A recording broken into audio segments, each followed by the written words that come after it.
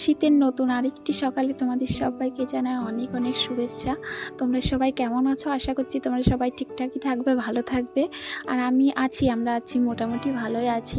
দুই মেয়েকে নিয়ে তো বুঝতে পারছো তোমরা। তো অনেক দিন ধরে আমার বর বলছিল আমি চিতই পিঠা একটু করে দিবা। শীত পড়ে গেছে অনেক দিন হলো, তো গত কয়েকদিন ধরে আমার বর মানে চিতই পিঠায় যা যা লাগে সব কিছু একে একে কিনে আনছিল। আমি সময় পাচ্ছি না, আসলে দুই মেয়েকে নিয়ে সময় হয়ে ওঠে না। তো আমি বলেছিলাম যে করে দেবো, যেদিন সময় দেখি যে না আজকে সময় আছে একটু, সেদিন করে দেব। তো সকালবেলা উঠেই চালগুলো ভিজিয়ে রেখেছিলাম। আজকে একটু সময় হয়েছিল বলতে অল্প ধোয়ার জিনিস অল্প ছিল, কাজও কম ছিল একটু, তো সেই জন্য ভাবলাম তাহলে আজকেই করে ফেলি। আর অনেক দিন ধরে খেতেও যাচ্ছে, আবার অনেক দিন ধরে কেনাকাটাও হয়ে গেছে। তারপরে একদিন গতকালই বলছে যে আমার মনে হয় আর এবার পিঠা খাওয়ার হবে না। যাই হোক, আর আমার বরের সব থেকে পছন্দের পিঠা চিতই পিঠা। তাই এদিকে দেখো আমি চালগুলো মিক্সচার করে নিচ্ছি। আর গুঁড়ো চালগুলো আমি ব্যবহার করিনি, চালের গুঁড়িও এনেছিল, তো সেগুলো আমি নিয়ে গোটা চালই ভিজিয়ে রেখেছিলাম সকালে উঠে। আর রাত্রিবেলা হলো 1 কাপ মতো সিদ্ধ চাল ভিজিয়ে রেখেছিলাম। সিদ্ধ চাল তো ভিজতে অনেকটা সময় লাগে, সেজন্য রাতেই ভিজিয়ে রেখেছিলাম যে সকালে উঠে আলো চালগুলো ভিজিয়ে রাখবো, তো হয়ে যাবে একসাথে সব কিছু। আর আমার বড় মেয়ে কি করে জানো তো, সব কিছু খুলে ফেলে। ওর মনে হয় শীত নেই, এই শীতের সময় ও খালি গায়ে থাকে, রাতেও খালি গায়ে ঘুমায়।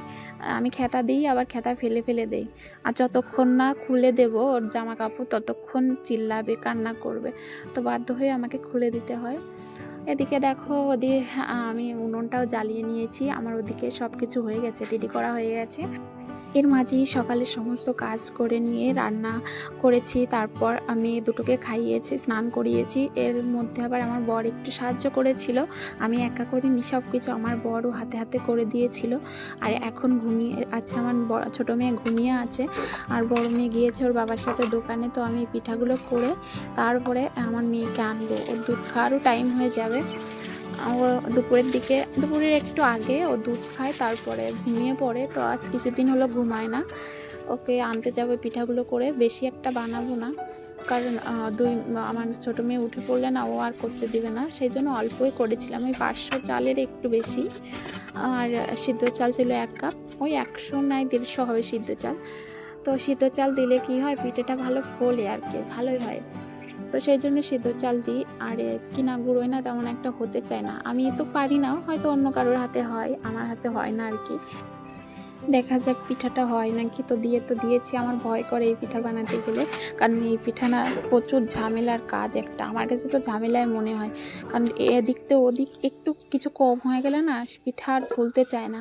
তো প্রথম খোলা তো ভালোই হলো, পিঠা উঠিয়ে দেখি না ভালোই হয়েছে।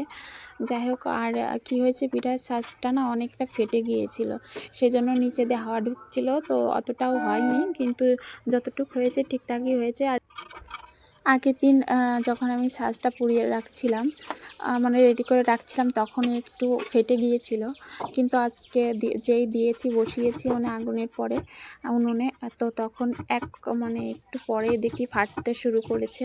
তো সেটাই ফেটে গেছিলো, প্রায় অর্ধেকটা ফেটে গেছিলো। আমার তো ভয় করছিলো যে আমি পিঠা বানাতে পারবো না, পুরোটা সম্পূর্ণটা হলে হয়, না হলে যদি ফেটে যায় একদম, তো কিসে বানাবো না, তো সেই একটা ভয় ছিল। তারপরে না ফাটেনি, আর করতে করতে হয়েই গেছিলো। আর আমার উনুনের থেকে না সাজটা অনেকটা বড় হয়ে গেছিলো, আর একটু ছোট হলে ভালো হতো। আর সব জায়গায় সমান তাপ না পেলে না পিঠাগুলো হতেও চায় না।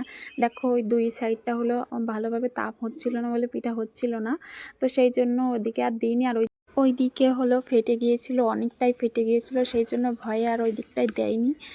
এই পাশে 4টা মতো ছিল, ওই 4টাই দিয়েছিলাম। ওই ছাঁচে আর পিঠা করা যাবে না। আর এই তো আমার সমস্ত পিঠা রেডি হয়ে গেছে।